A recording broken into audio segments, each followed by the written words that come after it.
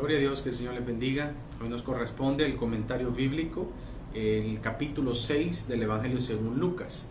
Este capítulo lo podrían denominar con una pregunta: ¿qué hay de nuevo? Y la respuesta: todo. Durante un poco más de un año Jesús ministró entre maestro y sanador, por lo cual multitudes lo seguían. Estaba haciendo una especie de dos funciones: maestro para enseñar y como sanador, trayendo salud y sanidad a muchas personas. A partir de ahora era un momento para organizar a sus discípulos y declararles de qué se trata su reino. En este capítulo vemos al Señor Jesucristo estableciendo tres nuevas entidades espirituales para reemplazar aquello que estaba desgastado en la religión judía: un nuevo día de reposo, una nueva nación y una nueva bendición en el reino espiritual. Un nuevo día de reposo lo vamos a ver del versículo 1 al 11 de Lucas capítulo 6. Ahora bien, para entender qué es esto, un nuevo día de reposo, debemos saber qué es el día de reposo. Dice Éxodo 20 versículo 8, y también podemos leerlo en este versículo, y dice: acuérdate del día del reposo para santificarlo. La palabra Sabbat proviene de la palabra hebrea que significa reposo.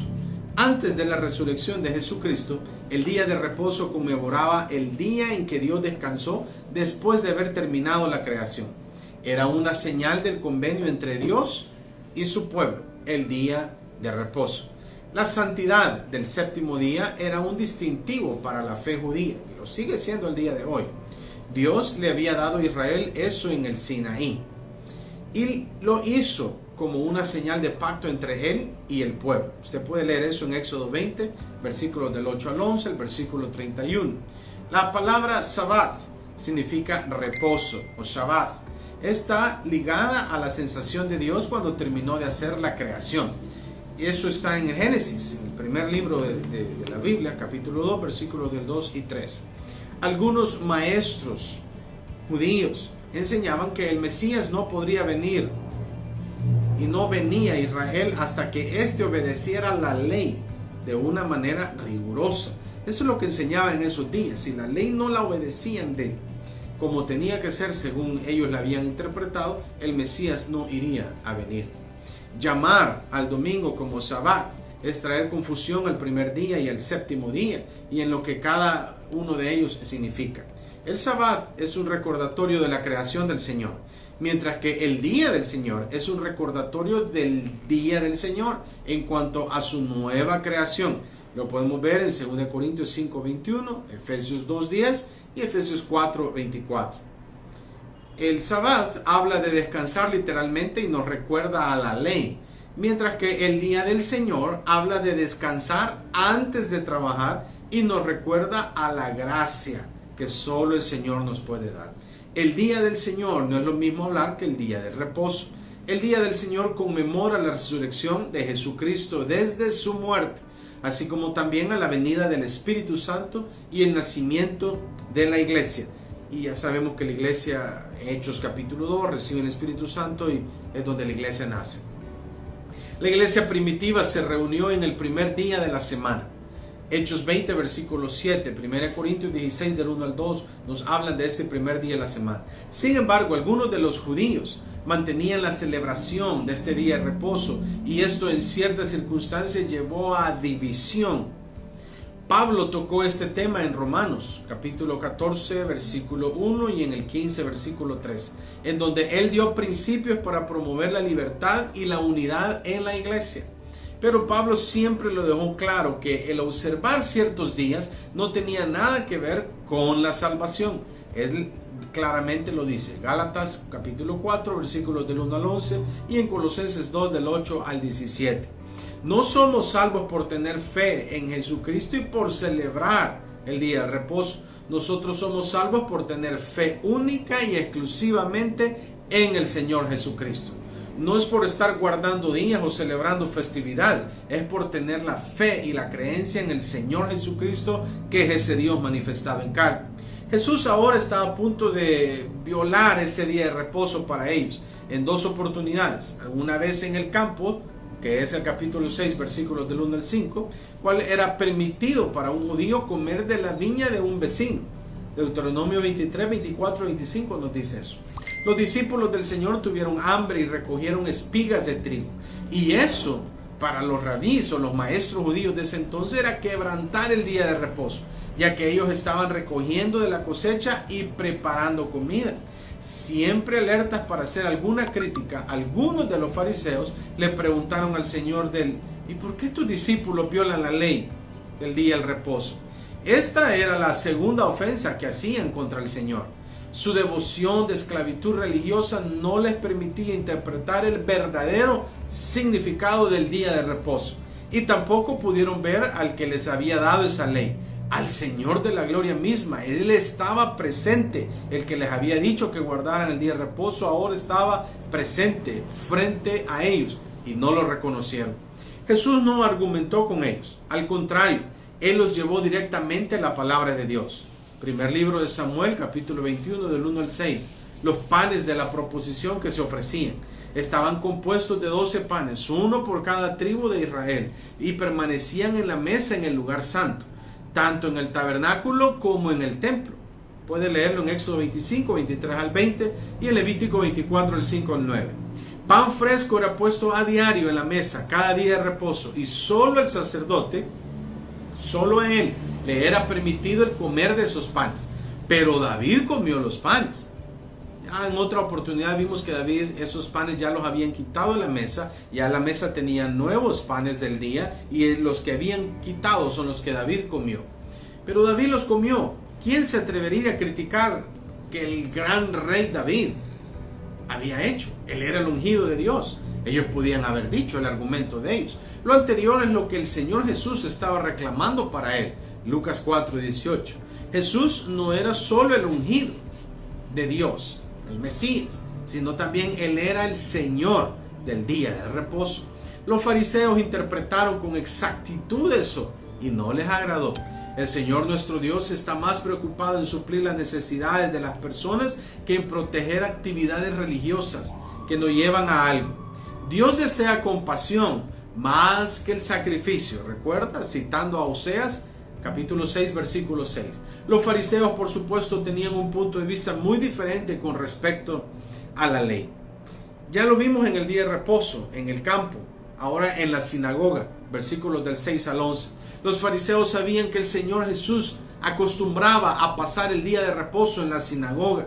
Así que es que ellos fueron ahí no para observar el día, sino para ver qué más evidencias podían recabar en contra del Señor Jesús. ¿Será que ellos sabían que el hombre de la mano seca estaría ahí? ¿Lo habrán llevado ellos mismos para que estuviera ahí? En verdad no lo sabemos, y al Señor eso no le interesaba, ya que su corazón compasivo le interesó solamente sanar al hombre, no lo que los demás pensaran. El Señor de hecho pudo haberse esperado hasta que la observación del día de reposo terminara. A ese momento ya no faltaba mucho cuando Él ayuda a este hombre con la mano seca. O pudo haberlo hecho en privado, pudo llamarlo aparte. Pero al contrario de las suposiciones, el Señor lo hizo abiertamente para que todos vieran lo que Él estaba haciendo. Era una violación a su tradición para ellos, en forma deliberada, lo que Jesús estaba haciendo. La defensa del Señor en el campo con respecto al trigo estaba basada de forma bíblica, pero la defensa de Él en la sinagoga estaba basada en el propósito del día del reposo. Allá en el campo donde agarraron del trigo, y menciona a David que David comió con su gente. Ahora vamos a ver un propósito de por qué en el día del reposo en la sinagoga Él sana la mano seca. Dios había dado esa ley para ayudar a las personas, no para lastimarlas. El día de reposo había sido creado para el hombre y no el hombre para el día de reposo. Lo leemos en Marcos 2:27. Cada uno de los presentes en la sinagoga para este día de reposo hubieran rescatado alguna de sus ovejas rápidamente. Si una oveja se estaba muriendo, si una oveja caía en un precipicio, cualquiera hubiera ido a ir a rescatar. Así es que, ¿por qué no rescatar a un hombre el día de reposo, el cual es hecho a la imagen y semejanza de Dios? Mateo 12, del 11 al 12. Los escribas y fariseos habían hecho de un regalo de Dios una enorme carga que los hombres no podían llevar. Este milagro ilustra el poder de la fe en la palabra de Dios. El Señor ordenó al hombre que hiciera lo que no podía hacer, y aún así lo hizo. Lucas 6:10. Las órdenes del Señor son siempre beneficios del Señor para nosotros. Cuando el pecador confía en el Salvador, él tiene paz con Dios porque sus pecados son perdonados y viene la reconciliación con Dios.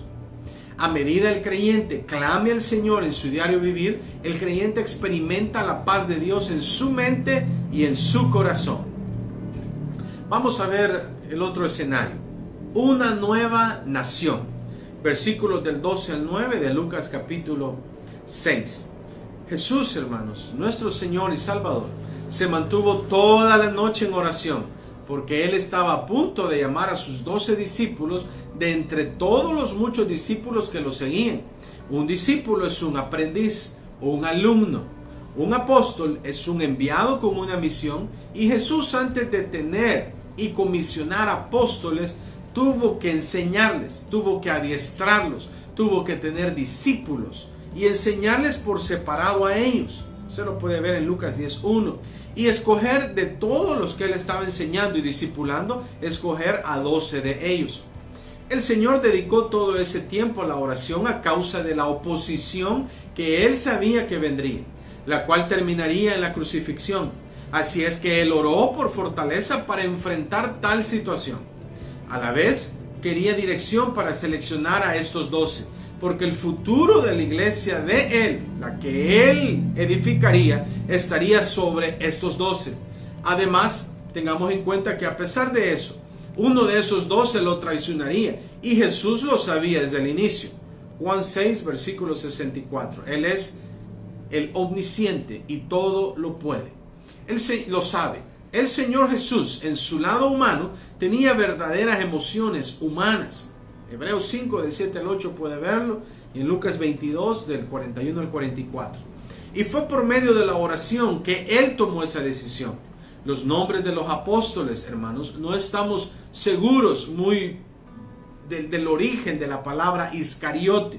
Probablemente signifique hombre de Queriot, un pueblo del sur de Judá. Y lee este nombre en Josué 15:25. Algunos lo asocian con la palabra aramea secar, que significa falsedad, Judas el falso. La explicación geográfica está bastante de acorde a lo que él fue. Qué interesante grupo de hombres. Ellos ilustran lo que Pablo escribe en 1 Corintios 1, 26 al 29, y las personalidades de ellos, la forma en que salieron adelante, nos dan ánimo hoy en día. Si Dios los usó a ellos, también nos puede usar a nosotros. Juan 21, del 1 al 3, nos menciona que 7 de ellos eran pescadores. Uno era recaudador de impuestos, y los otros 4 no eran de profesión conocida. Ellos fueron hombres comunes y corrientes, sus personalidades muy diferentes una de la otra. Y así los llamó Jesús para que fueran sus seguidores, para que aprendieran de Él y para que fueran en representación de Él, como lo vemos en Marcos 3, versículo 14. Ahora, ¿por qué 12? ¿Cuál es el motivo? ¿Por qué no escogió a 20 o 50 o 100 o quizás a 5? Porque eran 12 tribus en Israel y el Señor estaba formando su núcleo para una nueva nación. Primera de Pedro 2:9. Los primeros cristianos fueron judíos, porque el evangelio vino a los judíos primeramente. Hechos 13:46 y Romanos 1:16 nos habla al respecto. Luego los gentiles fueron añadidos con el asombro de los judíos, que estos fueron testigos allá en la casa de Cornelio en Hechos capítulo 10 y también en 11 versículo 19. Y el ministerio de Pablo, apóstol a los gentiles. En el ministerio de la iglesia ya no hay diferencia entre judío o gentil. Todos somos uno en Cristo Jesús. Es significante mencionar que el Señor llamó a los 12 después de haber sanado y perdonado pecados a muchos, ya que esto era como una demostración de su compasión y poder. Era a la vez una señal para los apóstoles que ellos seguirían demostrando al mundo que irían a ganar la compasión y el poder del Señor Dios Todopoderoso, el Señor Jesús. Aleluya, gloria a Dios por eso. Vamos al tercer escenario. Una nueva bendición. Bienaventuranzas. Lucas 6 del 20 al 49 vemos Este sermón probablemente es una versión corta del Sermón del Monte, de los 3 capítulos de Mateo 5, 6 y 7. Aunque algunos comentaristas, hermanos, piensan que son 2 eventos diferentes. Mateo localiza al Señor en un monte, según Mateo 5:1. Y Lucas lo posiciona en una explanada, Lucas 6:17, lo cual no entra en mucho conflicto. Hay un comentarista, el Dr. Carson, explica que la palabra griega para explanada era dada a un área plana de una zona montañosa. Del libro Falacias Exegéticas, usted puede leer eso, el Dr. Carson.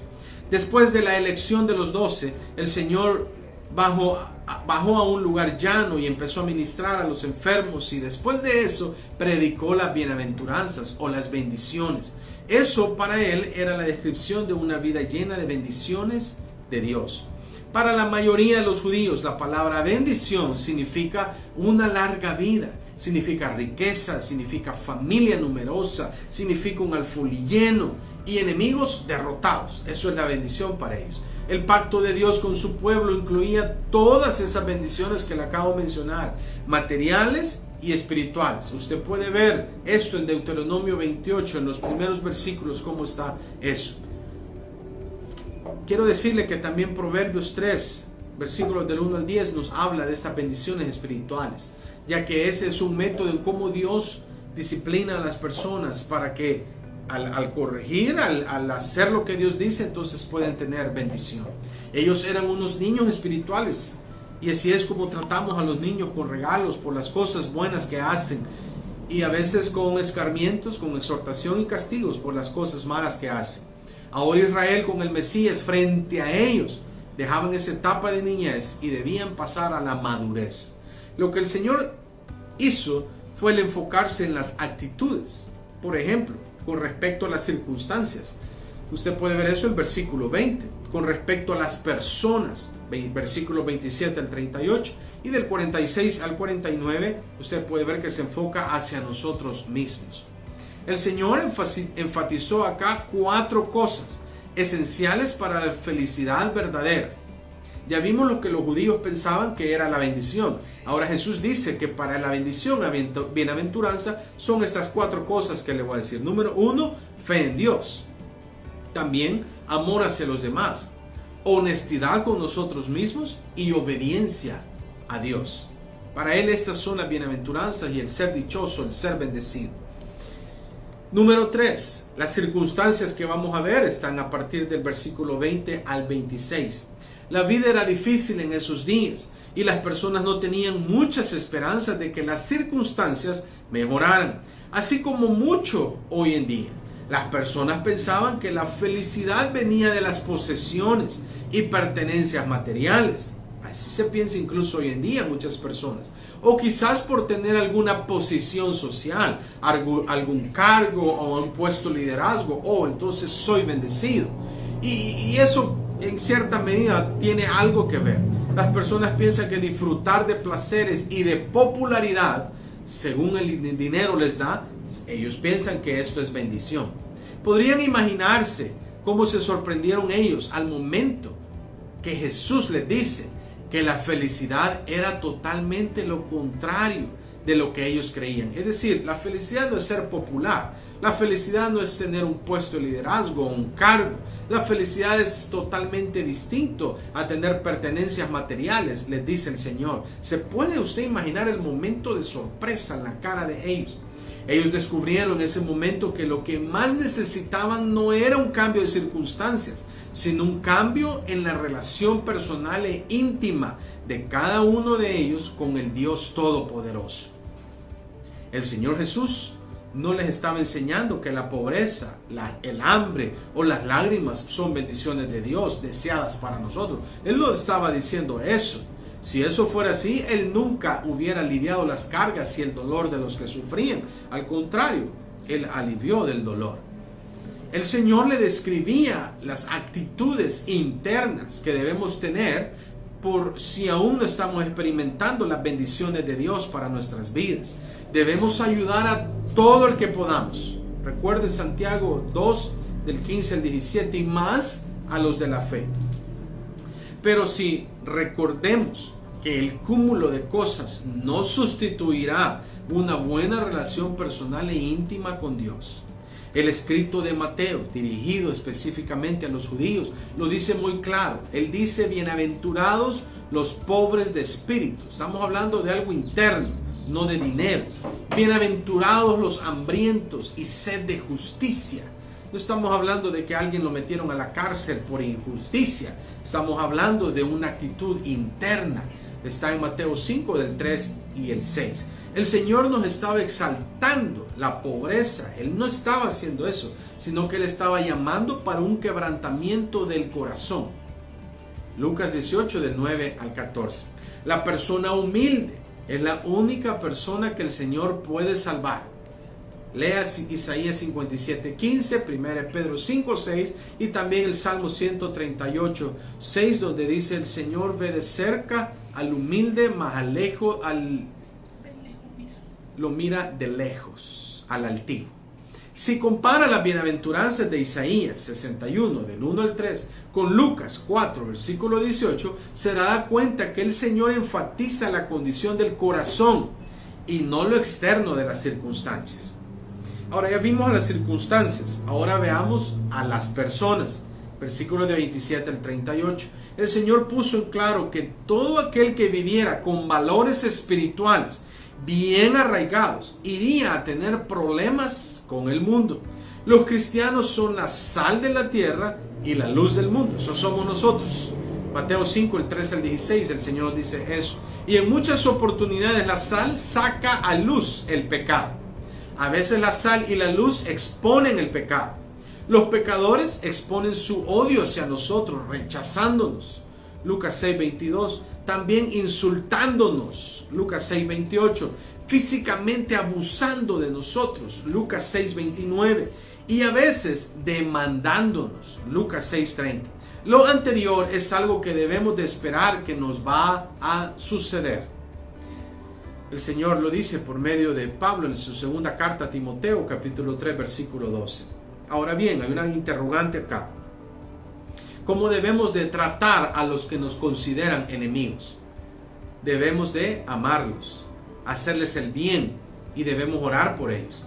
El odio solo atrae más odio, ya que el enojo del hombre no trae más enojo a todos.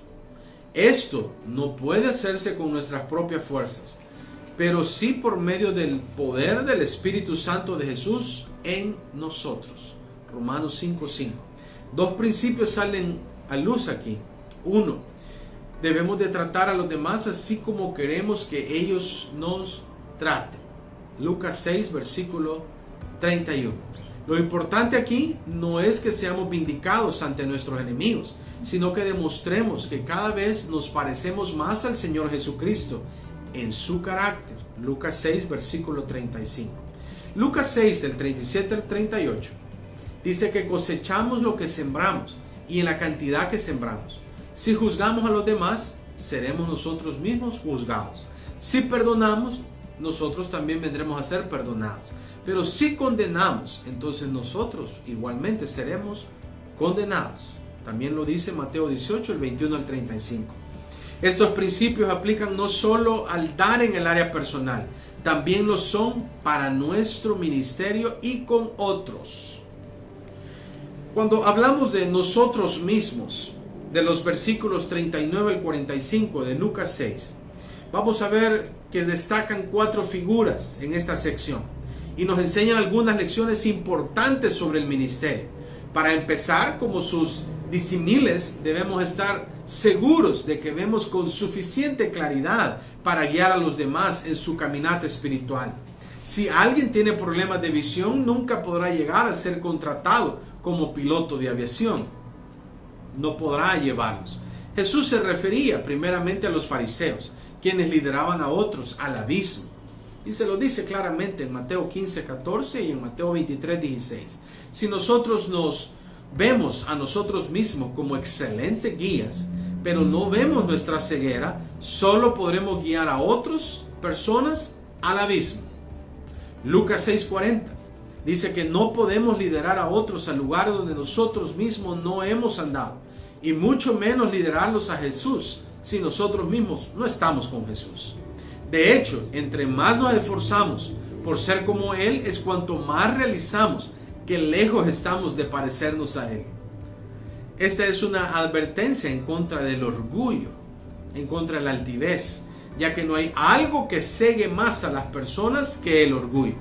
El énfasis aquí es ser honesto con nosotros mismos y no volvernos así en hipócritas. Es fácil decir que estamos ayudando a alguien en las faltas de él y a la vez estemos cubriendo nuestras propias faltas. Hay que tener mucho, pero mucho cuidado en eso. Las personas que continuamente critican a otras son casi siempre las que están encubriendo algo malo de ellos. La ilustración del árbol nos recuerda que la fruta representa el verdadero carácter. Un árbol de manzanas produce manzanas, no naranjas. Y una buena persona produce un buen fruto, no maldad. En términos ministeriales, los siervos de Dios, escúcheme eso, que son fieles, producirán de ellos mismos en los fieles, quienes a la vez darán un verdadero amor y temor hacia el Señor. Ahora veamos lo que es hacia Dios, versículos del 46 al 49. A lo que el Señor está enfatizando aquí es en la obediencia. No es suficiente solo escuchar su palabra y llamarle a Él Señor, Señor. También debemos de obedecer lo que Él ordena a hacer.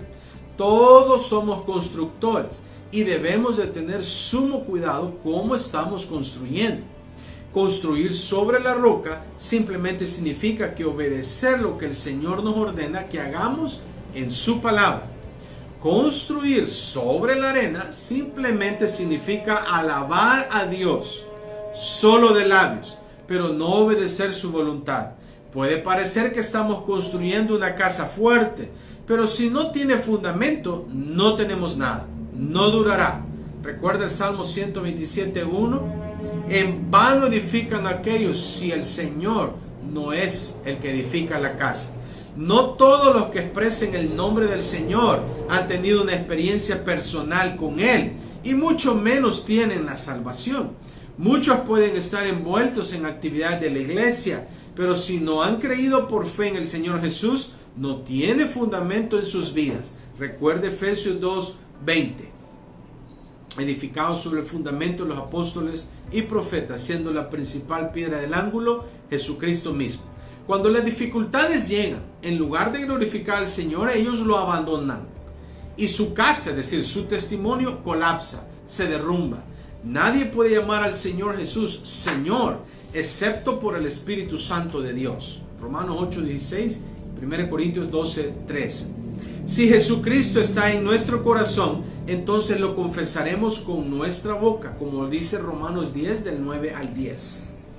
Si estamos cimentados y fundados en Él, como habla Colosenses 2:7, entonces nuestros frutos serán buenos y nuestra casa permanecerá cuando vengan las tormentas. Es cierto que pueda que tengamos nuestras fallas y fracasos, pero el Espíritu del Señor que permanece en nosotros nos conducirá siempre a glorificar y honrar al Señor Jesucristo.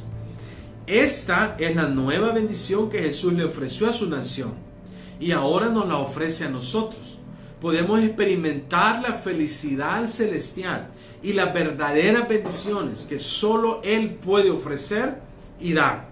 Hablando de bendiciones, una parte es como el pueblo de Israel pensaba que eran, que es nada más salud, o nada más bienes, o tener muchos hijos, o pertenencias materiales, o una posición social, o algo en el liderazgo, o un cargo para desempeñar. Eso pensaban ellos. Y sí, es parte de la bendición que el Señor quiere. Pero el Señor habla y dice que la verdadera bendición es conocerlo y recibirlo a Él. Si usted lo tiene a Él, como también lo dice Colosenses 2:10, si usted lo tiene a Él, está completo en Él. Gloria a Dios. Hermanos, que el Señor Jesucristo les bendiga.